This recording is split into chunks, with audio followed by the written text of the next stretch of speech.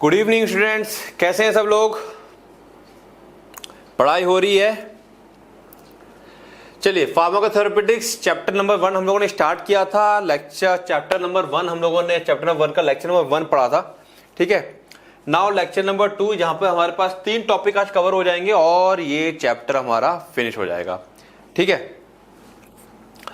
तो हाँ है ना, पहले हमने स्कोप वगैरह और रैशनल यूज ऑफ मेडिसिन वगैरह पढ़ा था और ये चैप्टर। ठीक है, evidence based medicine, essential medicine list और स्टैंडर्ड ट्रीटमेंट गाइडलाइंस क्या होती हैं, ये बारी बारी समझेंगे। तो स्टार्ट करें। ओके, एविडेंस बेस्ड मेडिसिन, इसको मैं बता दूं ताकि दिमाग में आप स्टार्ट करने से पहले माइंड मेकअप कर लें। तो साक्ष्य आधारित चिकित्सा, यानी कि सबूतों के आधार पर आप क्या कर रहे हैं, इलाज कर रहे हैं, मेडिसिन दे रहे हैं। ठीक है, सबूतों के आधार पे। एविडेंस, एविडेंस मतलब साक्ष्य है, सबूत होता है। तो सबूत के आधार पे देने का क्या मतलब है? कहने का मतलब क्या है कि जब भी आप कोई इलाज करते हैं, ट्रीटमेंट दे रहे हैं, यानी कि डॉक्टर्स जो भी होते हैं, जब भी कोई आप इलाज कर रहे हैं, ट्रीटमेंट दे रहे हैं, कोई मेडिसिन दे रहे हैं किसी बीमारी के लिए, तो वो एविडेंस बेस्ड होना चाहिए। सबूत यानी कि पहले पास्ट में उसके ऊपर प्रॉपर क्लिनिकल ट्रायल हो चुके हैं, या उस दवा के क्लिनिकल ट्रायल अच्छे से मौजूद हैं, या उस दवा को किसी खास पर्पस से, जैसे कि कोविड-19 हुआ था अभी, तो हम लोगों ने जो एंटीवायरल मेडिसिन चलाई थी तो वो अब असर की थी, तो उसी के आधार पर अगर फ्यूचर में कुछ होता है तो फिर मेडिसिन चलाई जाएंगी। तो सबूतों के आधार पर जब हम कोई काम करते हैं, मेडिसिन दे रहे हैं, तो वहां पर जो रेट ऑफ सक्सेस होता है काफी ज्यादा हो जाता है। ठीक है, यानी कि मरीज के ठीक होने की कंडीशन काफी ज्यादा हो जाती हैं। ठीक है, तो यही है एविडेंस बेस्ड मेडिसिन, और वो एविडेंस क्या क्या होंगे वो सब बातें अभी हम यहां पर करने वाले हैं। तो एविडेंस बेस्ड मेडिसिन क्या है? Is the conscientious, explicit and judicious. 3 चीजें ध्यान रखेंगे। ठीक है, कंसेंटियस सावधानी पूर्वक, या कह सकते हो कि विवेकपूर्ण, है ना, दिमाग का इस्तेमाल करते हुए। एक्सप्लिसिट स्पष्ट रूप से, और जुडिशियस विवेकपूर्ण। ठीक है, तो कंसेंटियस हो गया सावधानी पूर्वक, स्पष्ट रूप से। Judicious use of the best available evidence, सबसे बेस्ट जो एविडेंस मौजूद है, सबूत मौजूद है, in making decisions about the care of individual patient. Patient की केयर करने के लिए जो सबसे बेस्ट, जो क्या कहते हैं, सबूत है ना, मतलब कि एविडेंस मौजूद है, उसके आधार पर आप क्या कर रहे हो, एक पेशेंट का ट्रीटमेंट करोगे, उसकी केयर करोगे। ठीक है, अब इसके अंदर क्या क्या चीजें आ जाती हैं? इट इंटीग्रेट्स, इसमें क्लिनिकल एक्सपर्टीज, नो डाउट। सबसे पहला सबूत, सबसे पहला एविडेंस क्या है? आप डॉक्टर हैं, फिजिशियन हैं, आपको 10-15 साल 20 साल प्रैक्टिस करते हुए हो गए, तो कोई कंडीशन आपके सामने आई है पेशेंट की, तो आप अपना पास्ट एक्सपीरियंस, अपना तजुर्बा यूज करते हो, वो भी क्या है, सबूतों के आधार पर करते हो। ठीक है, फिजिशियन एक्सपीरियंस एंड जजमेंट। दूसरा, patient value and preferences, patient क्या चाहता है। आप, हो सकता है कि कोई पेशेंट को बीमारी है, आपने पेशेंट से कहा कि भाई इस प्रॉब्लम के लिए क्या करना पड़ेगा, आपको एडमिट करना पड़ेगा, इंजेक्शन लगेंगे। पेशेंट कह रहा है कि नहीं, मेरे को इंजेक्शन नहीं लगवाने, ना मेरे को एडमिट होना, आप मेरा इलाज दवाइयों से कीजिए। ठीक है, तो पेशेंट क्या चाहता है, उस चीज का भी ध्यान रखना है, पेशेंट की वैल्यू का भी ध्यान रखना है। And the best current research evidence, नई रिसर्च आती रहती है। ठीक है, दवाइयों की नई रिसर्च आती रहती है कि कई बार ऐसा आता है कि जो दवाई पहले 3 दिन के लिए चलती थी, नई रिसर्च आई है कि नहीं 5 दिन चलाना जरूरी है, तो नई नई रिसर्च आती रहती है।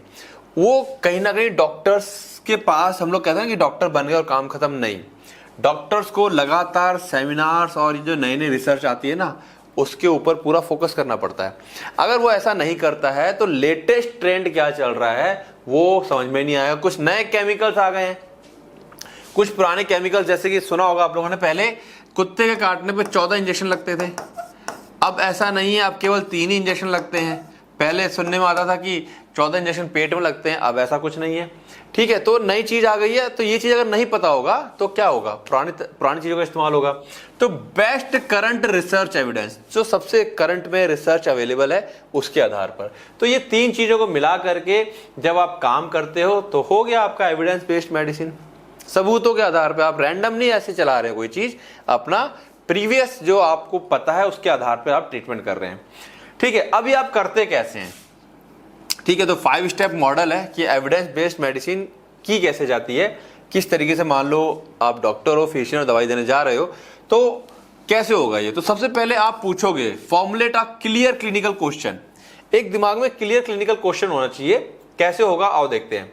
यानी कि जो भी उसको बीमारी है, क्लिनिकल प्रॉब्लम है, उसके कुछ क्वेश्चंस, आंसरेबल क्वेश्चंस आपको रेडी करने हैं। कैसे कि पेशेंट या पॉपुलेशन, पेशेंट कौन है, मेल है, फीमेल है, बच्चा है, बूढ़ा है, या हार्ट की प्रॉब्लम के साथ आया, साथ साथ में लिवर की भी प्रॉब्लम है, वो पेशेंट क्या है।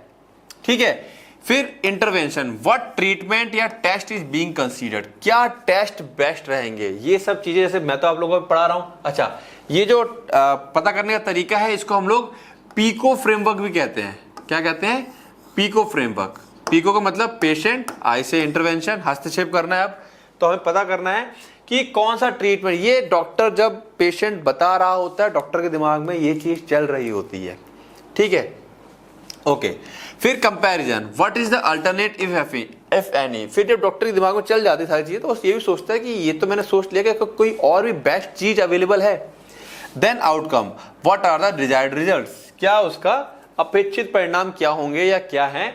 तो ये पीको फ्रेमवर्क, ये 4 सवाल, इन 4 सवालों से आपका स्टेप नंबर 1, आपने क्वेश्चन पूछ करके एक क्लिनिकल क्वेश्चन तैयार कर लिया। ठीक है, स्टेप नंबर 1 हो गया। अब इसका एग्जांपल समझते हैं। एक कोई एल्डरली बूढ़ा पेशेंट है जिसको कि हाइपरटेंशन है। तो क्या आपको पेशेंट कौन है?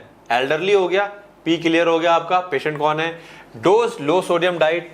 अब आप क्या कर रहे हो, ट्रीटमेंट क्या देना चाहते हो या क्या टेस्ट कंसीडर करना चाहते हो। तो आपने उसको क्या डिसाइड करवाया कि भाई लो सोडियम डाइट, अपनी सोडियम की, नमक की कमी कर दो। ये आई हो गया आपका। कंपेयर टू स्टैंडर्ड डाइट, जो स्टैंडर्ड डाइट चलती हैं उससे आपने कंपेयर किया कि केवल सोडियम कम करा दें, या डाइट जो दूसरी है उसके साथ कंपेयर किया कि क्या ज्यादा बेनिफिट रहेगा। और तीसरा जो आउटकम, क्या स्ट्रोक का जो रिस्क है, हार्ट अटैक के जो चांस हैं, क्या वो इससे कम हो जाएंगे। तो ये आ गया आपका पीको फ्रेमवर्क और उसका एक उदाहरण। तो क्वेश्चन नंबर 1 तैयार हो गया। समझते जाना, एविडेंस बेस्ड मेडिसिन। फिर आप क्या करोगे, acquire, search for the best evidence. अगर कोई मन में संशय रह गई है तो आप एक बेस्ट जो रिसर्च है उसको क्या करोगे, सर्च करोगे। कहां से होगा, conduct a systematic search in medical database. यहां वहां तो मिलेगा नहीं, मेडिकल डाटाबेस, पबमेड है, कॉकरेन लाइब्रेरी है, अप टू डेट है, मतलब बहुत सारी ऑनलाइन चीजें अवेलेबल है जहां पे करंट रिसर्च वगैरह रहती हैं। तो वहां से आप कंसल्ट करेंगे और प्रायोरिटाइज करेंगे हाई क्वालिटी एविडेंस। जो सबसे अच्छा हाई क्वालिटी का एविडेंस होगा उसको आप इंपॉर्टेंस देंगे। ठीक है, जैसे कि सिस्टमेटिक रिव्यू है या मेटा एनालिसिस, ये सबसे हाईएस्ट लेवल का एविडेंस माना जाता है। अब ये होता क्या है, आगे इसको डिस्कस करूंगा मैं। ये एक तरह का कह सकते हो मेटा एनालिसिस। यहाँ पे समझ लो कि 4, 5 या 10 एक ही केमिकल के ऊपर 10 रिसर्च हो रखी है, उसका 10 रिसर्च का निचोड़ जो होता है वो यहाँ पे मौजूद होता है।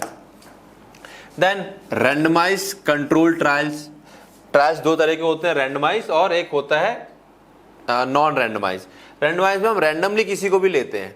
रैंडम और नॉन रैंडमाइज में क्या होता है, हम लोग सिलेक्ट करते हैं। तो सिलेक्ट वाले में जो क्या कहते हैं, ट्रायल्स उतने अच्छे नहीं माने जाते। तो रैंडमाइज क्लिनिकल ट्रायल्स अगर हो रखे हैं उस बीमारी को लेकर के तो उसको चेक कर लेंगे। क्लिनिकल प्रैक्टिस गाइडलाइन, क्या गाइडलाइंस हैं क्लिनिकल प्रैक्टिस की, नाइस की या AHA की, उसको आप लोग चेक कर लेंगे। ठीक है, जैसे कि अब इसका एग्जांपल समझते हैं। ये वेबसाइट्स हैं अमेरिका की जहां पर क्लिनिकल गाइडलाइंस दे रखे कि इस चीज के लिए आपको ये काम करना है।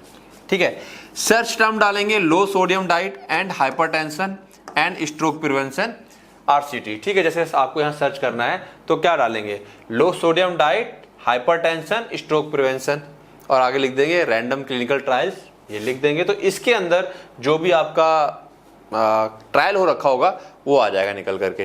ठीक है, पहला आपने क्वेश्चन तैयार किए, फिर आपने सर्च करी कि जो है सर्च के हिसाब से देख लें एक बारी।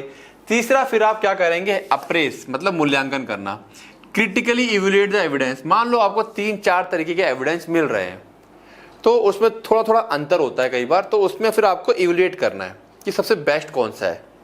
ठीक है, तो एसेस द वैलिडिटी कि भाई वैलिड है ये, किसने करवाया है, कितना रिलायबल है, करने वाले कौन लोग हैं। एप्लीकेबल ऑफ द स्टडी, क्या ये जो स्टडी की है क्या ये एप्लीकेबल है कि ऐसी कर दी गई है। ठीक है, उसकी वैधता, विश्वसनीयता और प्रयोज्यता एप्लीकेबल है या नहीं है, ये चीज आप मूल्यांकन करेंगे जो भी आपने रिसर्च यहां पर सर्च करी है। ठीक है, जैसे की क्वेश्चन क्या होंगे इसके लिए, इन सबको चेक करने के लिए, was the study well design, क्या जो ये स्टडी की गई है, ट्रायल किया गया है, वो रैंडमाइजेशन था, ब्लाइंडिंग था, कई तरह के ट्रायल्स होते हैं, तो क्या ये वेल डिजाइन था जैसे प्रॉपर ट्रायल्स होते हैं, क्या ये ट्रायल उसी तरीके से हुआ था। ठीक है, then are the result statistically and clinically significant, क्या जो रिजल्ट आए वो स्टैटिस्टिकली और क्लिनिकली सिग्निफिकेंट थे, महत्वपूर्ण थे। रिजल्ट तो आए, ऐसा तो नहीं कि बेकार के रिजल्ट थे। ठीक है, then are the finding relevant to your patient, और जो रिजल्ट है क्या वो चलो ठीक है वो अच्छे थे रिजल्ट लेकिन क्या ये रिजल्ट तुम्हारे पेशेंट के हिसाब से मैच कर रहे हैं। तो ये सारे सवाल होते हैं और फिर आपका स्टेप 3 कंप्लीट हो जाता है, यानी कि चेक फॉर बायस। बायस का मतलब ऐसा तो नहीं है यहां पर कि जो रिसर्च हुई है उसे फंडिंग की गई हो, कोई कंपनी है उसको अपना ड्रग अपना बनाना है, केमिकल निकालना है, तो फंड करा करके एक ट्रायल करा दिया और बोल दिया कि ये अच्छा है, ऐसा तो नहीं है। ड्रॉप आउट रेट्स कितने हैं उसके, ठीक है, कि अध्ययन छोड़ने वाले प्रतिभागियों की दर, कितने लोगों ने उसको छोड़ दिया, वो जो ट्रायल था या जो ये स्टडी है वो बीच में छोड़ दी उसको। तो ये सब चीजें देखी जाती है ताकि हमको जो एविडेंस है उसका वो पता चल सके कितना रिलायबल है।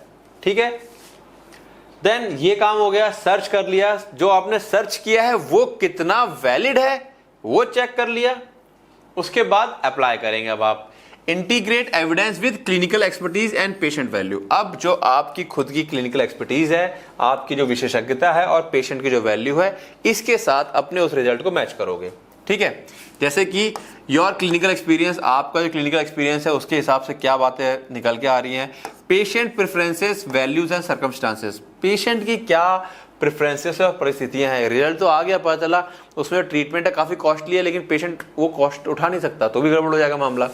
या वो ट्रीटमेंट अच्छा लेकिन पेशेंट उसको समझाए कि आपको ऐसा ऐसा इतना इतना करना पड़ेगा, 4 महीने इलाज चलेगा, पेशेंट को नहीं सूट कर रहा है, तो ये सब चीजें मैच करनी पड़ती हैं। ठीक है, फिर शेयर्ड डिसीजन मेकिंग की, यानी कि साझा निर्णय निर्माण सबसे महत्वपूर्ण है। आप जो भी डिसीजन है उसको आप क्या करते हो, शेयर करते हो। If evidence support a low sodium diet but the patient find it unsustainable, मान लो कहा गया नमक कम खाओ, पेशेंट कह रहा भाई मैं तो नहीं खा पाऊंगा। डिस्कस अल्टरनेटिव, या दूसरा आप डिस्कस कर लेंगे, यानी कि आप क्या जो डिसीजन ले रहे हैं शेयर कर रहे हैं पेशेंट के साथ, भाई ऐसी ऐसी चीजें डिस्कशन चल रहा है। तो डैश डाइट होता है, ठीक है, मेडिकेशंस होती हैं वो डिस्कस की जाएंगे, नहीं खाना तो फिर ये सब चीजें चलेंगी। इस तरीके से फाइनली आपका क्या होता है, एविडेंस बेस्ड मेडिसिन का काम चल रहा है। फाइनली ओके हो जाएगा, देन आप एसेस करेंगे, चीजें स्टार्ट हो गई हैं, दवाइयां चलने लगी हैं, अब आपको रिजल्ट देखना है और चेक करना है कि एडजस्ट करने की जरूरत तो नहीं है। पेशेंट को मॉनिटर करेंगे, उसका ट्रीटमेंट का क्या रिस्पॉन्स आ रहा है, जैसे did the intervention work as expected, मतलब जो उपचार, इंटरवेंशन का मतलब यहाँ पे हस्तक्षेप होता है, वैसे यहाँ पे बात होगी उपचार, जो उपचार आपने उसको दिया है क्या वो प्रभावी है, असर दिखा रहा है। Were there any adverse effect were there, क्या कोई एडवर्स इफेक्ट तो नहीं है। Should the approach be modified, क्या उपचार जो कर रहे हैं उसमें कोई मॉडिफाई परिवर्तन करने की जरूरत है। ठीक है, एग्जाम्पल के तौर पे, एग्जाम्पल देना चाहें दे, ना देना चाहे कोई बात नहीं। If BP remains high despite diet change, BP high बना हुआ है डाइट चेंज करने के बाद, कंसीडर एडिंग मेडिसिन, तो अब क्या है मेडिसिन को उसमें ऐड करने के बारे में सोचा जाएगा।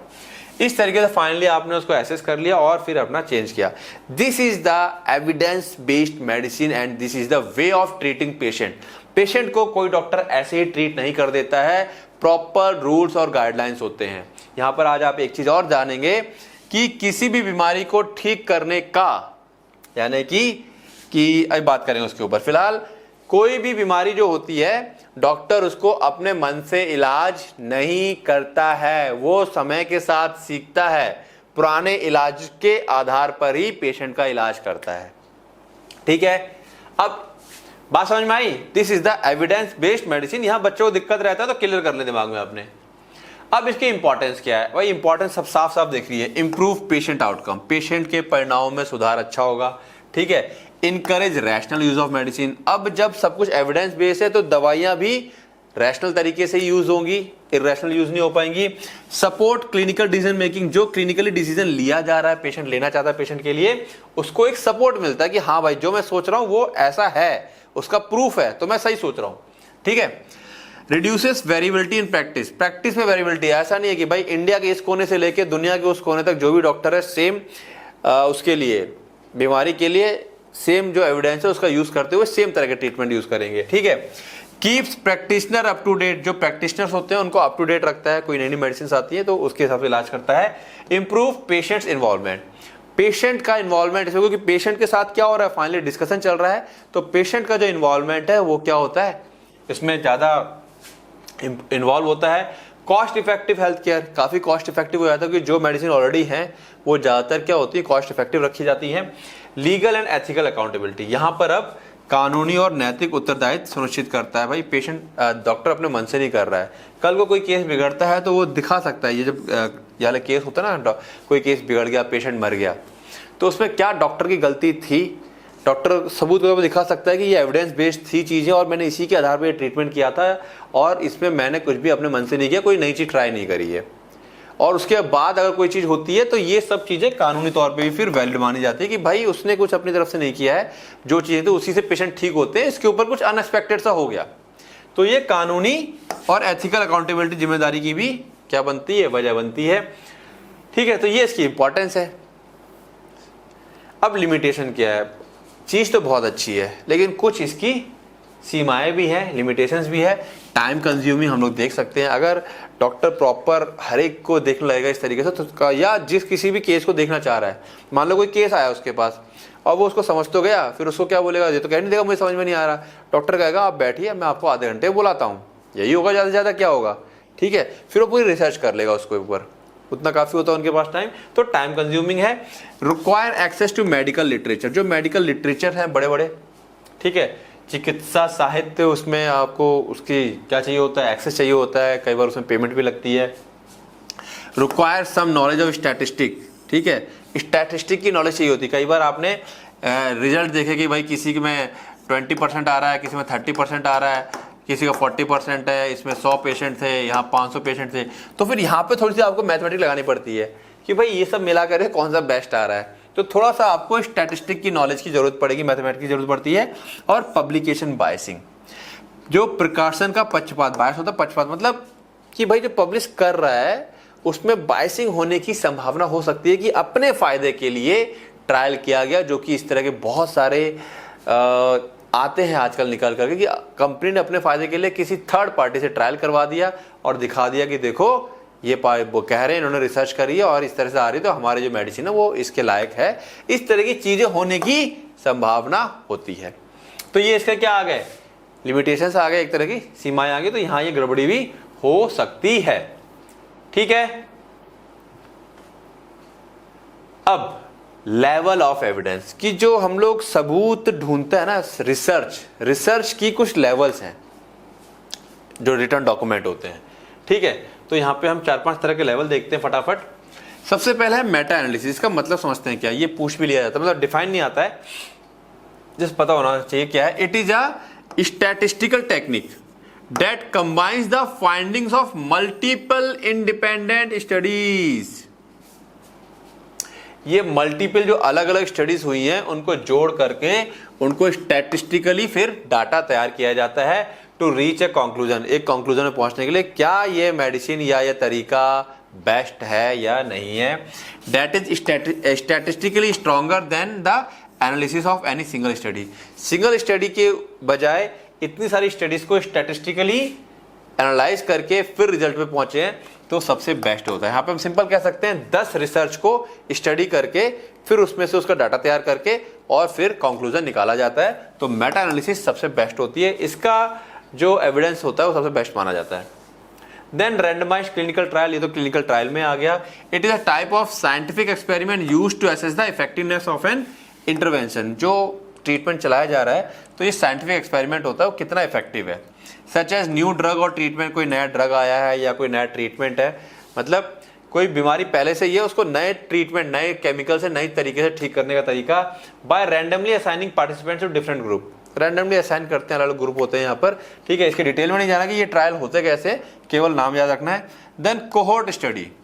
कोहोर्ट में क्या होता है, involve repeated observation of the same subject. ये बस यहाँ पे मायने रखता है, एक जो सब्जेक्ट है, पेशेंट है, उसको बार बार ऑब्जर्व करते हैं ओवर एन एक्सटेंडेड पीरियड। मान लो बीपी का पेशेंट है, बहुत लंबे समय तक दवाइयाँ खाएगा, तो उसको बार बार ऑब्जर्व किया जा रहा है। Specifically cohort studies recruit and follow participant who share a common characteristics. हम यहाँ पे जनरली ऐसे लेते हैं जो जिनके कॉमन कैरेक्टरिस्टिक्स होते हैं पेशेंट के, जैसे कि कोई एक कॉमन ऑक्यूपेशन है, यानी कि मान लो क्लर्क का काम है या किसी फैक्ट्री में ही काम कर रहे हैं, या डेमोग्राफिक सिमिलरिटीज होती हैं, तो वो होती है कोहोर्ट स्टडी। यहाँ पे सिंपल दिया गया, ध्यान रखना है, रिपीटेड ऑब्जर्वेशंस हो रहे हैं। Then case report and case series. यहाँ पर क्या चीज होता है, these are descriptive study used in medicine to detail clinical experiences. एक तरह से कह सकते हैं हम लोग कि डिस्क्रिप्टिव स्टडीज होती है जो क्लिनिकल अपने एक्सपीरियंस के आधार पर कोई लिख रहा है, often with rare disease, novel treatments, unusual presentations. तो इन सब तरीकों से लिख करके क्या किया जा रहा है, वो अपने एक्सपीरियंस को शेयर कर रहे हैं। A case report focus on a single patient. ये जनरली क्या एक पेशेंट के ऊपर फोकस होता है, providing N in depth account of their diagnosis. उस एक पेशेंट के ऊपर डेप्थ में क्या डायग्नोस हुआ, क्या ट्रीटमेंट, क्या फॉलोअप। केस सीरीज में क्या होगा, on the other hand compile information on multiple patient. इसमें क्या मल्टीपल पेशेंट के ऊपर जो किसी उसने फिजिशियन ने अपना काम किया हुआ है, ठीक है, वो लिख करके नोट करता है। शेयर, ठीक है, to illustrate trends and pattern, कि क्या ट्रेंड्स और पैटर्न आ रहे हैं दवाई और ट्रीटमेंट को लेकर के, ठीक है। तो यहाँ पर भी जैसे सिंगल पेशेंट सब पे वैलिड होगा नहीं होगा, सबके जेनेटिक्स अलग अलग होते हैं, यहाँ मल्टीपल होते हैं, 10 15 20 ले लिए, ठीक है। देन एडिटोरियल और एक्सपर्ट ओपिनियन। ये आजकल आप लोग देखते हो जैसे कि पॉडकास्टिंग वगैरह बहुत ज़्यादा होती है, एक सिंगल आदमी आया, उसने बोल दिया ये खा लो वो खा लो, ठीक है, पानी ज़्यादा पियो, सुबह खाली पेट गर्म पानी पियो। ये सब जो सिंगल एक्सपर्ट ओपिनियन है, ये लोग आजकल इसका भरोसा बहुत ज़्यादा करते हैं, खैर वो तो अलग बात होगी, लेकिन ये सबसे लो क्वालिटी में माना जाता है, ठीक। तो ये भी होता है, ये भी रिसर्च में आती है। तो इस तरीके से 5 वैरायटीज हैं जो रिसर्च करने पर हमको देखने को मिलती है, और इनके आधार पर जब कोई मामला फंसता है तो हम एविडेंस ऐसे ढूंढते हैं। These are the levels of evidence. अब अगर हम इसकी रेटिंग कर दें, ठीक है, तो सबसे हाई, सबसे विश्वसनीयता किसकी मानी जाएगी, सबसे ज्यादा रिलायबल कौन माना जाएगा, meta analysis. Then randomise control माना जाएगा, फिर नॉन रैंडमाइज वाला आ जाएगा, देन कोहोर्ट आ जाएगा, और उसके बाद केस सीरीज या केस रिपोर्ट आता है। तो सबसे ज्यादा जो होता है उसको हम लोग क्या लेते हैं, मेटा एनालिसिस। ये क्वेश्चन शायद एमसीक्यू में आया हुआ है। Most reliable evidence in evidence based medicine is, ठीक है, सबसे ज्यादा विश्वसनीय साक्ष्य सबूत किसको माना जाएगा एविडेंस बेस्ड मेडिसिन के अंदर, तो मेटा एनालिसिस। 4 ऑप्शन होंगे, मेटा एनालिसिस को माना जाएगा, ठीक है। तो उम्मीद है बात समझ में आ रही होगी कि ये एविडेंस बेस्ड मेडिसिन क्या होती है, ठीक। अब देखो एविडेंस हमें समझ में आ गया कि ये मेडिसिन इस बीमारी में सबसे अच्छा काम कर रही है, इस तरीके से दी जानी चाहिए ट्रीटमेंट। ओके, अब बात करते हैं इसेंशियल मेडिसिन लिस्ट की। एविडेंस बेस्ड मेडिसिन इतना ही था। नेक्स्ट टॉपिक तो बहुत बड़ा है, अपने फार्मेसी के हिसाब से इतना ही है, ठीक है। नाउ इसेंशियल मेडिसिन लिस्ट, इसका भी दिमाग में एक आप लोग पहले छोटा सा वो कर लें, क्या, सेटअप। इसेंशियल आवश्यक औषधि सूची। अब है क्या, मेडिसिन दुनिया भर की, बहुत सारी मेडिसिन अवेलेबल है पूरी दुनिया में, ठीक है, लॉट्स ऑफ मेडिसिन,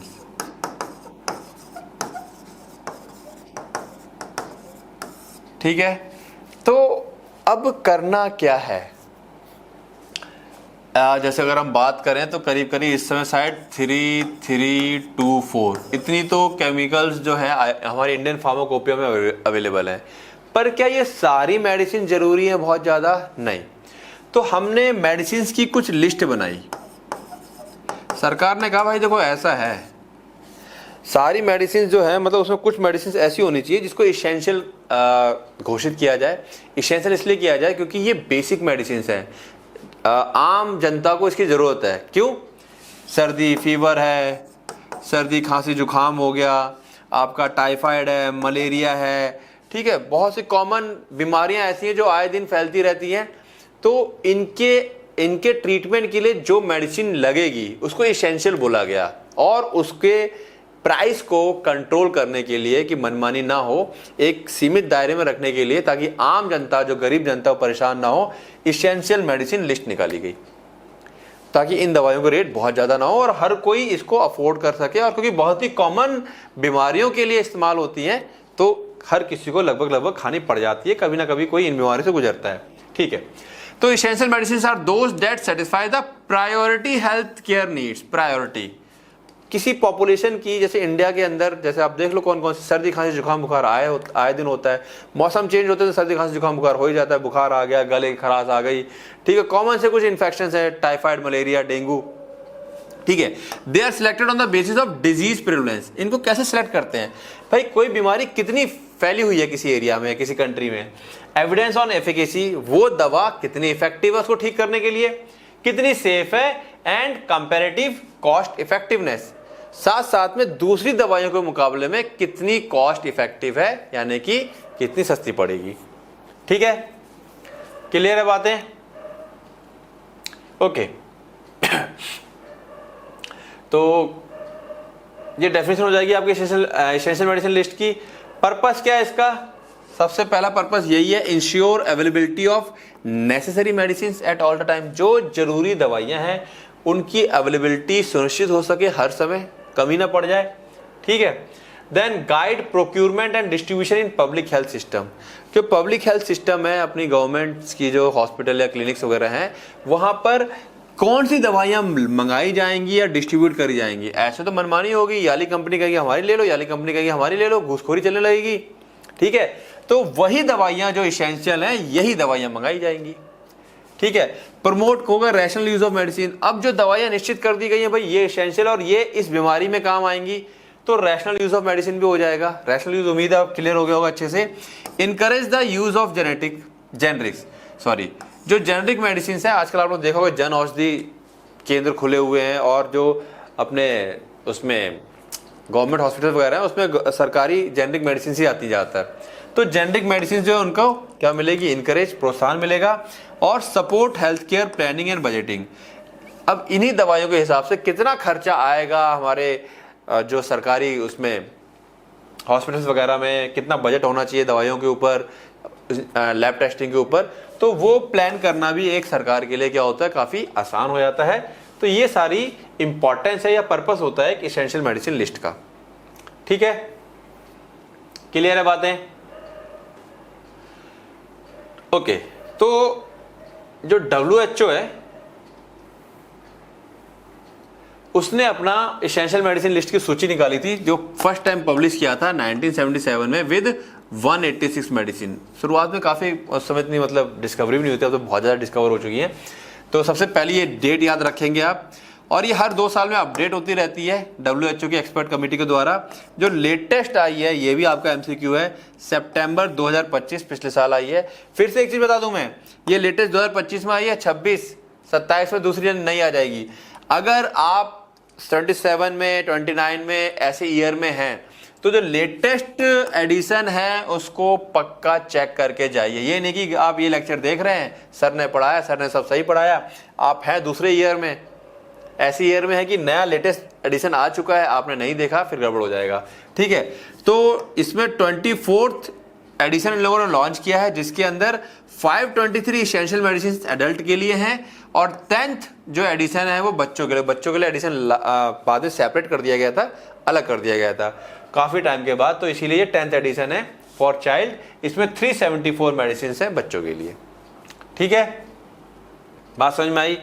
अब अगर बात करें कैटेगरीज की, भाई एसेंशियल मेडिसिन में क्या क्या कैटेगरीज होती हैं जो बहुत ही ज़्यादा जरूरी हैं, जैसे एंटी इन्फेक्टिव हो गया, antibiotic, antiviral, anti fungal, analgesic, दर्द निवारक, एंटीपायरेटिक, बुखार से जो छुटकारा दिलाएं, गैस्ट्रो इंटेस्टाइनल मेडिसिन गैस के लिए, कब्ज के लिए, कार्डियोवास्कुलर ड्रग्स जो नॉर्मल बीपीपी के लिए रहता है अपना, ठीक है, हार्ट अटैक के लिए रहेंगी, एंटी डायबिटीज, डायबिटीज बड़ी कॉमन है लोगों में, ये भी एसेंशियल के अंदर डाला गया, हार्मोन्स एंड एंडोक्राइन मेडिसिन, आजकल सबको थायराइड का प्रॉब्लम हो रहा है तो ये मेडिसिन भी हैं, वैक्सीन सबको लगती हैं तो इसको डाला गया एसेंशियल के अंदर, एंटी कैंसर, कैंसर भी आजकल बहुत तेजी से फैल रहा है, साइकेट्रिक एंड न्यूरोलॉजिकल, बहुत प्रेशर है लोगों के दिमाग में, इसके अंदर भी कैटेगरी डाली गई है, इमरजेंसी एंड सर्जिकल केयर, आए दिन एक्सीडेंट वगैरह होते रहते हैं तो उसके अंदर भी कुछ मेडिसिन को एसेंशियल के अंदर डाला गया है।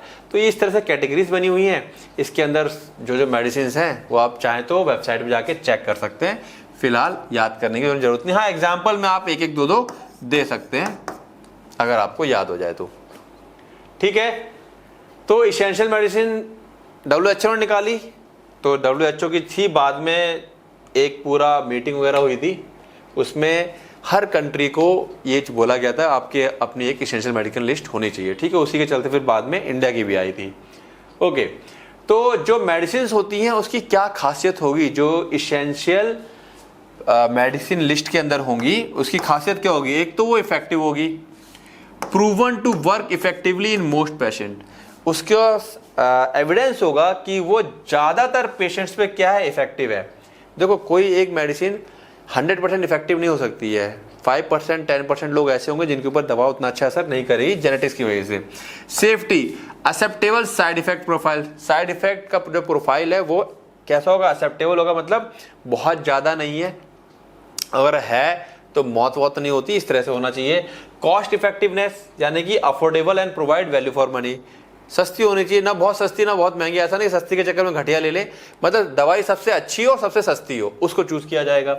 Public health relevance, treat common और प्रायोरिटी डिजीज, जो दवा कॉमन और मेन बीमारियां उनको ठीक कर रही है वही इसके अंदर रखी जाएंगी। और अवेलेबिलिटी, इसकी जो उपलब्धता है, ठीक है, should be accessible at all health care level, ऐसा होना चाहिए कि हर जो हेल्थ केयर लेवल है, हेल्थ केयर के लेवल्स होते हैं प्राइमरी, सेकेंडरी, टर्शरी, हर जगह वो दवाई अवेलेबल हो सके, ठीक है। तो कोई दवा क्वेश्चन आता है कि कौन सी मेडिसिन ली जाती हैं, तो उसकी ये कैरेक्टरिस्टिक्स होती हैं, ये मेडिसिन अगर इस कैटेगरी में आएगी तो वो एसेंशियल मेडिसिन में अंदर आ जाएगी, ठीक है। इंडिया की भी बाद में आई थी national list of essential medicine, ठीक है, और वो WHO की ईमेल के ऊपर ही बेस्ड थी। लेटेस्ट वर्जन जो है इसका वो 2022 का है, अभी तक चेंज नहीं हुआ है। इसके अंदर ये 2022 वाला क्वेश्चन भी आता है। देन इसके अंदर 384 मेडिसिन हैं, ठीक है, अक्रॉस 27 थेरेपेटिक कैटेगरीज। यहाँ पर जैसे कि मैंने 10 कैटेगरीज दिखाई हैं जो हमारी इंडिया की NLEM, इसका फुल फॉर्म याद रखना, 1 मार्क्स क्वेश्चन में अक्सर पूछा जाता है, national list of essential medicine. इसके अंदर 2022 का लेटेस्ट है, अभी उसके बाद कोई आया नहीं है। 27 थेरेपेटिक कैटेगरीज हैं टोटल, ठीक है। क्यों इसको लाया गया है, यूज्ड इन ड्रग प्राइसिंग, ठीक है, ड्रग प्राइस कंट्रोल ऑर्डर, जो एसेंशियल मेडिसिन हैं उनके ड्रग प्राइस को कंट्रोल करने के लिए कि उनकी प्राइसिंग कंट्रोल में रहे, और उनका प्रोक्यूरमेंट और हेल्थ केयर पॉलिसीज को डेवलप करने के लिए, जो हेल्थ केयर पॉलिसीज होती हैं, ठीक है, जैसे कि अपना जो भी ये है जो होता है ना मेडिकल इंश्योरेंस वगैरह होते हैं, ठीक है, तो ये सब चीज़ें इसी दवाइयों के इर्द गिर्द घूमती हैं, इन्हीं दवाइयों के प्राइस के इर्द गिर्द रहती हैं। क्लियर है बातें? तो इसेंशियल मेडिसिन क्या होती हैं समझ में आ गया। जो इंडिया की इसेंशियल मेडिसिन है वो क्या है, national list of essential medicine, जो कि इंडिया के अंदर होती है, तो उसका फुल फॉर्म है NLEM, मतलब शॉर्ट फॉर्म है, सॉरी। इसका वो आज 1 मिनट इसका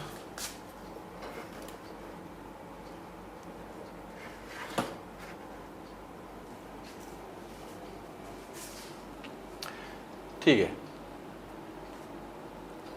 नाउ एविडेंस बेस्ड मेडिसिन आ गया। हम लोग जो मेडिसिन का यूज करते हैं सबूतों के आधार पे करते हैं। अब अगला सवाल ये है कि भाई हम जो मेडिसिन चला रहे हैं, यानी कि अब समझना, एक एग्जांपल जैसे टीबी, क्योंकि टीबी का जो इलाज है लगभग 6 से 9 महीने चलने लगा आजकल। तो ये कौन डिसाइड करता है कि टीबी के अंदर 4 मेडिसिन चलती हैं कॉमन, वही 4 मेडिसिन चलेंगी, पहले 2 चलेंगी, फिर 4 चलेंगी, 6 महीने के लिए चलनी है कि 9 महीने के लिए चलनी है, कैसे ये चीज़ कैसे डिसाइड होती है? सब लोग कहेंगे सर रिसर्च होती है। तो हाँ, जो रिसर्च होती है इस चीज़ की भी रिसर्च होती है कि सबसे बेस्ट स्टैंडर्ड ट्रीटमेंट क्या है। दवा 4 दिन चलाई जाए कि 5 दिन चलाई जाए, इस बीमारी में 4 मेडिसिन काम कर रही हैं, उन 4 में से सबसे बेस्ट कौन सी है, ठीक है, ये सब चीजें रिसर्च होकर के आती हैं। और किसी बीमारी के लिए जो ट्रीटमेंट की गाइडलाइन होती है all over the world same है, उसी को हम लोग कहते हैं स्टैंडर्ड ट्रीटमेंट गाइडलाइन। ठीक है, कोई भी डॉक्टर अपनी मनमानी या अपने तरीके से इलाज नहीं करता है। किसी बीमारी को ठीक करने के लिए एक प्रोटोकॉल है, एक रूल है कि आप पहले ये करेंगे, फिर ये करेंगे, 10 दिन बाद ये दवाई बंद करके ये दवाई चलाएंगे। जो भी उसके रूल्स हैं उस बीमारी को ठीक करने के लिए डॉक्टर्स उनको फॉलो करते हैं और अपनी लाइफ में प्रैक्टिस के दौरान वो ये चीज़ सीखते हैं। ठीक है, तो अगर किसी को लगता है कि ये चीज़ डॉक्टर को कैसे पता होता है, डॉक्टर का तजुर्बा इसे कहते हैं, इसलिए हम लोग कहते हैं ना कि यार उसको एक्सपीरियंस बहुत ज़्यादा है। तो यानी कि उसको बहुत सारे रूल्स याद हो गए हैं अपने कैटेगरी में और थोड़ा बहुत वो अपने तजुर्बे से चीज़ों को एडजस्ट भी कर लेते हैं। तो यही है स्टैंडर्ड ट्रीटमेंट गाइडलाइन। इसका एक एग्जाम्पल दिया है मैंने समझने के लिए। ठीक है, समझते हैं इसका एग्जाम्पल कि हाउ स्ट्रेप्टोकोकल सोर थ्रोट, गले की जो खराश होती है जिसकी वजह है स्ट्रेप्टोकोकल जो अपना बैक्टीरिया है। ठीक है, तो वाई दिस प्रोसेस, उसको ठीक करने के लिए वही तरीका क्यों यूज किया जाता है, समझते हैं पहले। बीमारी है एक्यूट बैक्टीरियल फेरेंजाइटिस, गले का जो खराश हो गया स्ट्रेप्टोकोकल बैक्टीरियल इन्फेक्शन की वजह से। ठीक है, पेशेंट एडल्ट विद कंफर्म्ड और strongly suspected streptococcal pharyngitis, doctor ने चेक किया और कंफर्म किया कि इसको पक्का यही है और कुछ नहीं हो सकता है। अब डॉक्टर ने क्या किया, अब देखो इसके लिए जो फर्स्ट लाइन मेडिसिन है वो अमोक्सिलिन 500 mg ओरली है, दिन में 3 टाइम्स अ डे। ये भी डिसाइड होता है 2 बार चलानी, दिन में 3 बार चलानी है और कम से कम 10 दिन के लिए। तो ये कौन डिसाइड कर रहा है कि 500 mg ही चलाई जाएगी, दिन में 3 बार चलाई जाएगी, 10 दिन चलाई जाएगी? ये भी रिसर्च होकर के आ चुकी हैं चीजें और इसके लिए गाइडलाइन बन चुकी है ताकि all over the world same he treatment का क्राइटेरिया रहे। आप डॉक्टरी चाहे इंडिया से सीखें, चाहे अमेरिका से, चाहे कहीं से भी, ट्रीटमेंट करने का तरीका सेम रहेगा। ठीक है, यही है स्टैंडर्ड ट्रीटमेंट गाइडलाइन जो बच्चों को समझने में और करने में दिक्कत आती है। या फिर इसका अल्टरनेटिव है पेनिसिलिन 500 mg ओरली, दिन में 2 बार 10 दिनों के लिए। ठीक है, दोनों में से कोई एक तरीका अपनाया जा सकता है। अब इसके साथ साथ में केवल दवाइयां ही नहीं, सपोर्टिव ट्रीटमेंट भी चाहिए। भाई दर्द वगैरह है, फीवर भी आता है, तो पैरासीटामोल 500 से 1000 mg एवरी 6 to 8 आवर, यानी कि दिन में 3 बार या दिन में 2 बार जैसी जरूरत है। और गले में दर्द होता है तो दर्द को थोड़ा कम करने के लिए। ठीक है, मैक्सिमम डेली डोज नहीं बढ़नी चाहिए। जैसे मान लो दिन में 3 बार है तो 1500 mg हो गया, तो 1500 mg से ज्यादा डोज नहीं देनी, इसका ध्यान रखना है। ठीक है, drink plenty of fluids and take adequate rest, आपको बहुत सारा पानी पीना है और रेस्ट करना है। ठीक है, ये नहीं कि आप चले गए काम पे क्योंकि आपको दर्द भी है और बुखार भी है।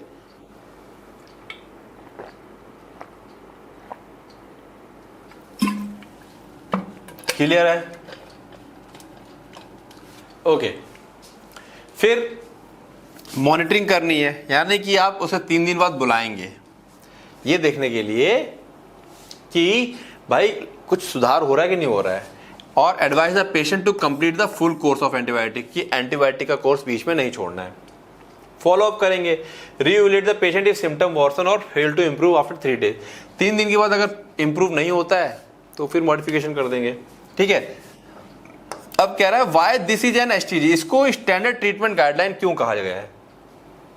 दिस गाइडलाइन प्रोवाइड स्टैंडर्डाइज, एक स्टैंडर्ड तरीका है, एविडेंस बेस्ड रिकमेंडेशन है। सबसे बड़ी चीज किसके लिए? डायग्नोस उसने जो देख कर क्या होगा, यहाँ पे जो भी गले में फफोले से या रैशेस होंगे, डायग्नोस करने का तरीका है वो भी क्या है, एविडेंस बेस्ड है। Treatment, monitoring and follow up patient with bacterial pharyngitis, सब कुछ एविडेंस बेस्ड है अपना। इंश्योरिंग इफेक्टिव ट्रीटमेंट, यहां से क्या सुनिश्चित होगा कि ट्रीटमेंट इफेक्टिव होगा। और मिनिमाइजिंग एंटीबायोटिक रेजिस्टेंस, एंटीबायोटिक के लिए रेजिस्टेंस डेवलप होने की संभावनाएं भी कम हो जाएंगी। ठीक है, तो इसीलिए एसटीजी कहा गया इसको। तो ये एग्जाम्पल देखिए, मैंने केवल समझाया है कि ऐसा ऐसा हुआ, क्यों हुआ, किस लिए हुआ, समझाने के लिए था। ये एग्जाम्पल याद करने की जरूरत नहीं है। अब आता है मुद्दा कि भाई एसटीजी। अब पढ़ते हैं डेफिनेशन। तो डेफिनेशन आप इजीली कर लोगे। Standard treatment guidelines are evidence based होते हैं, सिस्टमेटिकली डेवलप किए जाते हैं, सबूतों के आधार पर सिस्टमेटिकली डेवलप प्रोटोकॉल्स, रूल्स होते हैं, प्रोटोकॉल्स को रूल कहा जाता है, डिजाइन की जाती हैं to assist health care professionals. क्यों बनाए गए हैं कि भाई जो डॉक्टर्स हैं, कई बार नए नए डॉक्टर्स बनते हैं, जरूरत पड़ती है, डॉक्टर्स दिमाग से कई बार चीज़ें उतर भी जाती हैं, तो समझने के लिए भी जरूरत पड़ती है। In making appropriate treatment decision, कि जब वो पेशेंट का इलाज कर रहे हैं तो एक अप्रोप्रिएट डिसीजन ले सके फॉर स्पेसिफिक मेडिकल कंडीशन, जो भी एक कंडीशन है उसके लिए एक अच्छा डिसीजन ले सके।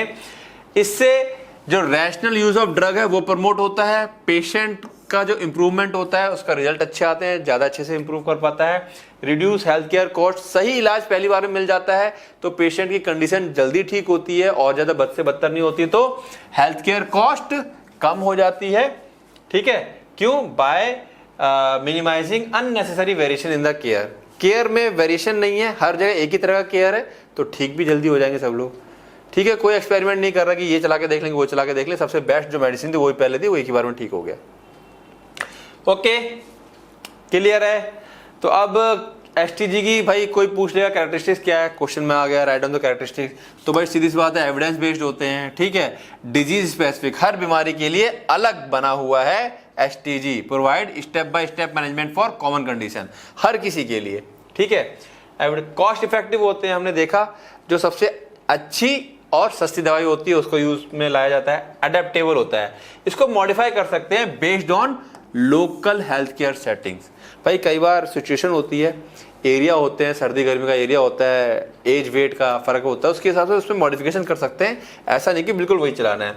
मल्टी डिसिप्लिनरी, ये जो गाइडलाइन बनाई जाती है वो उसमें कई लोग इन्वॉल्व होते हैं, doctor, pharmacist, public health experts, ऐसा नहीं कि कोई एक लोगों ने मिलके या दो लोगों ने मिलके बना लिया। टीम होती है, वो फिर मिलके रिसर्च करती है, देखती है, फिर उसके हिसाब से क्या होता है, गाइडलाइन तैयार होती है। ठीक है, अब इसके फीचर्स देख लो। देन ऑब्जेक्टिव, ऑब्जेक्टिव वही है कि भाई क्या है, जो हमारा इलाज है, पेशेंट का केयर है, वो एक जैसा रहे और कंसिस्टेंट रहे। ठीक है, promote rational use of medicine, medicine का रैशनल यूज हो सके, ट्रीटमेंट के अंदर बदलाव ना आए, बहुत ज्यादा वेरिएशंस ना हो, all over the world same treatment रहे, improve quality and cost effectiveness of health care, जो हेल्थ केयर की कॉस्ट है वो मिनिमाइज हो जाए, क्वालिटी इंप्रूव हो जाए, support training and continuing medical education, जो ट्रेनिंग नए नए डॉक्टर्स बन के आ रहे हैं, फिजिशियन बन के आ रहे हैं, उनकी ट्रेनिंग क्या हो सके, उसमें सपोर्ट हो सके, और लगातार मेडिकल एजुकेशन जारी रहे, क्योंकि डॉक्टर्स के लिए जब भी नई नई चीज़ें आती हैं, गाइडलाइन आते हैं, तो उनके सेमिनार्स वगैरह होते रहते हैं, तो वो ज्वाइन करते रहते हैं, उनका जो है एजुकेशन अपडेट होती रहती है। ठीक है, तो ये इसके ऑब्जेक्टिव हो जाएंगे।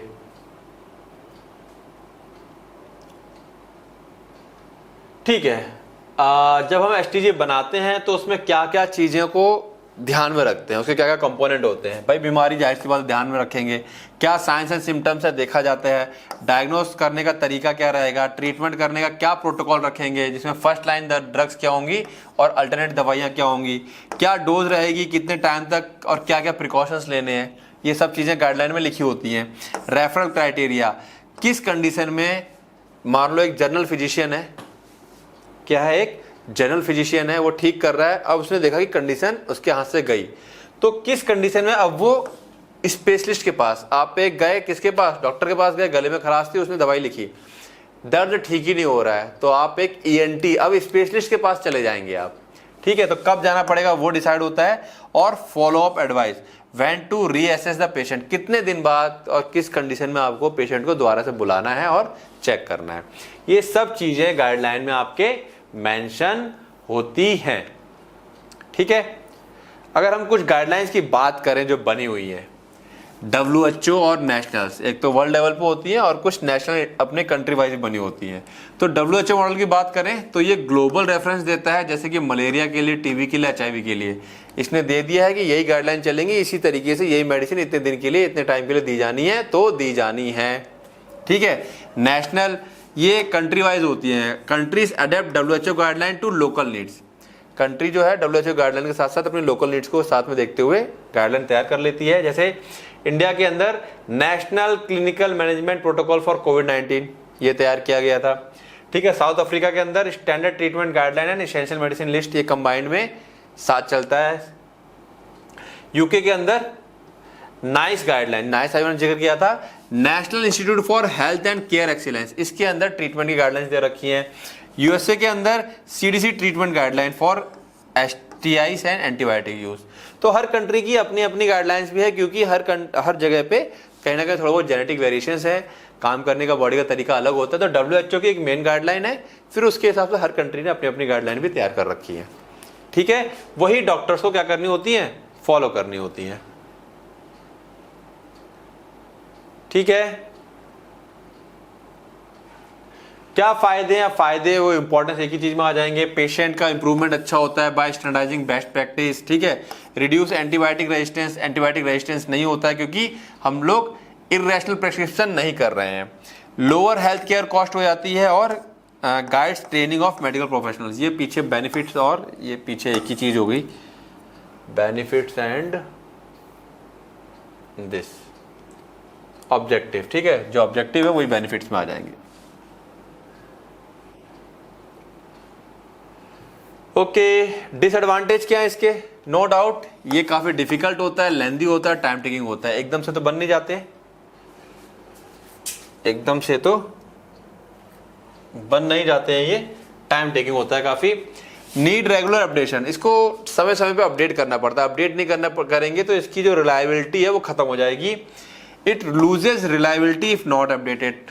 अपडेट नहीं करेंगे तो लोग फिर भरोसा नहीं करेंगे, तो बहुत पुराना हो गया, अब तो नई चीज आ गई होगी। It should be brief and small enough to carry easily.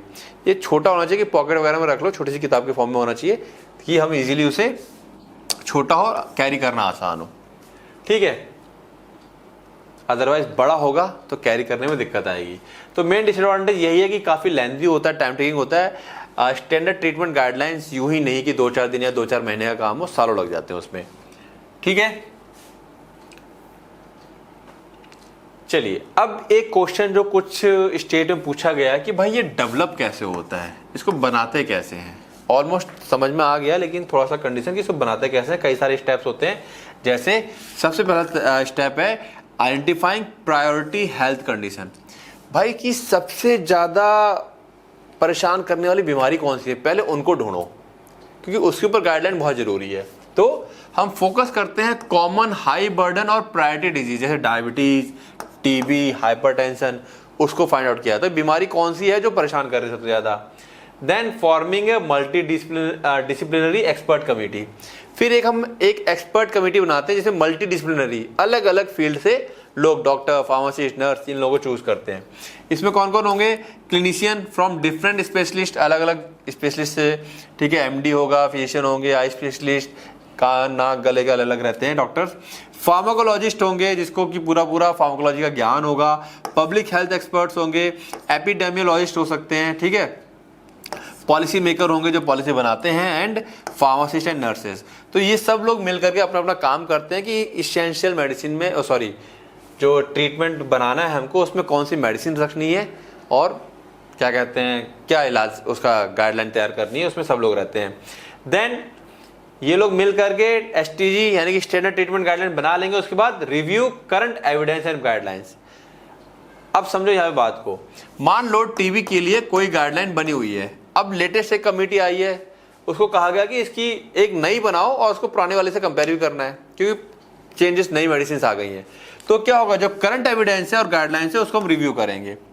ठीक है, use national and international sources, जो हमारे करंट गाइडलाइंस हैं या एविडेंसेस है उसको रिव्यू करना है। तो उसके लिए नेशनल और इंटरनेशनल सोर्सेज, जैसे कि WHO ट्रीटमेंट की गाइडलाइन है, या कोरेंस रिव्यू है, नेशनल हेल्थ प्रोग्राम के प्रोटोकॉल्स हैं, या पीयर रिव्यूड जर्नल, सहकर्मी जो साथ के लोग अपना जर्नल में रिव्यू देते रहते हैं, इन सबको लेकर के रिव्यू करते हैं। करंट एविडेंस और गाइडलाइंस जो भी मौजूदा होते हैं उसको रिव्यू करेंगे। ठीक है, टीम बन गई है, करंट एविडेंस और गाइडलाइन को रिव्यू किया जा रहा है क्योंकि हमको नई और मॉडिफाइड बनानी है।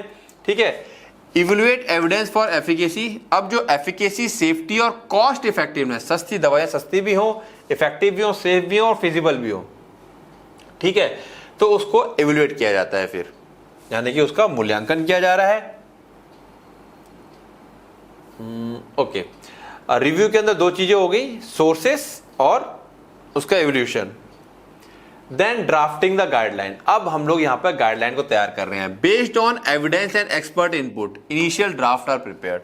जो भी एक्सपर्ट लोग थे उन्होंने अपना क्या देंगे, अपना ड्राफ्ट देंगे, जैसे कि क्या डायग्नोस्टिक क्राइटेरिया रहेगा, first line drug, second line treatment, first choice क्या रहेगी, सेकंड चॉइस क्या रहेगी, क्या डोज, क्या रूट, क्या duration, non drug treatment, non drug मतलब अगर इलाज करने से मान लो डायबिटीज है तो वॉक करो, एक्सरसाइज करो, ये सब चीजें क्या क्या रखी जाएंगी, follow up and referral guidelines क्या क्या रहेंगी।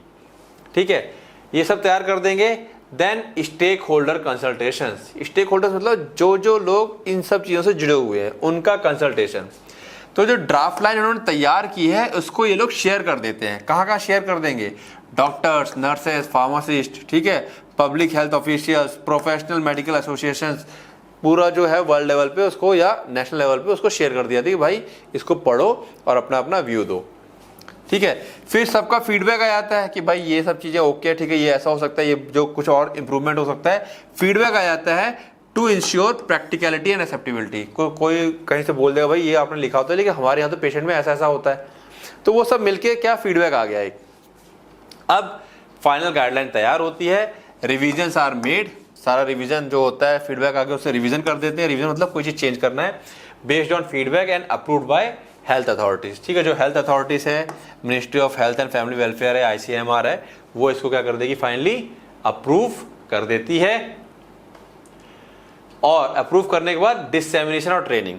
इस जो नया स्टैंडर्ड ट्रीटमेंट गाइडलाइन आया है उसे डिसेमिनेट मतलब उसका प्रचार प्रसार कर देती है और उसके आधार पर ट्रेनिंग्स को स्टार्ट कर देती है। STGs को पब्लिश किया गया प्रिंट एंड डिजिटल फॉर्म में, एंड ट्रेनिंग प्रोग्राम उसको लेकर के ट्रेनिंग प्रोग्राम स्टार्ट कर दिए जाते हैं, वर्कशॉप स्टार्ट कर दी जाती है। जो मेन बड़े डॉक्टर्स हैं उस फील्ड के उनको बुला करके ट्रेनिंग वगैरह करवा दी जाती है, जिससे कि वो उनके नीचे जो सीख रहे हैं उनको ट्रेनिंग देते रहेंगे। फिर मॉनिटरिंग, इवोल्यूशन, रिवीजन। अब उसके आधार पर मॉनिटरिंग होती है कि नई गाइडलाइन जो लाई गई है क्या उससे फायदा हो रहा है, उसे एवेल्युएट किया जाता है और रिवाइज कर देते हैं। ठीक है, guidelines are monitored for effectiveness की कितनी इफेक्टिव है, अपडेट रेगुलरली, 3 से 5 साल में उसको अपडेट करते रहते हैं कि अगर अपडेट होने की जरूरत है, जैसे कोई नया एविडेंस आ गया है, कोई ड्रग रेजिस्टेंस पैटर्न तो देखने को नहीं मिल रहा कि जो मेडिसिन दी जा रही है उसके खिलाफ बैक्टीरिया ने रेजिस्टेंस क्रिएट कर लिया हो।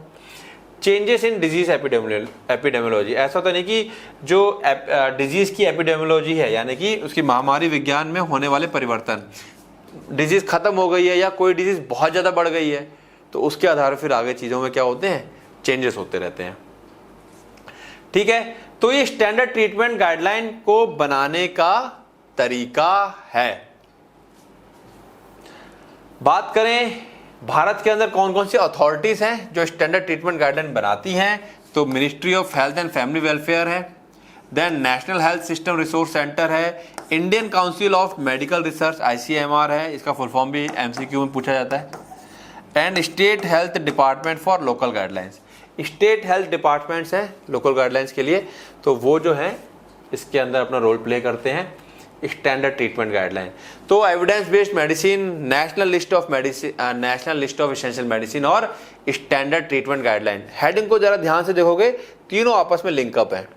एसेंशियल मेडिसिन एविडेंस बेस पे ली जाएंगी और उसी के आधार पर ट्रीटमेंट गाइडलाइंस तैयार की जाएंगी, तो तीनों टॉपिक आपस में लिंकअप है।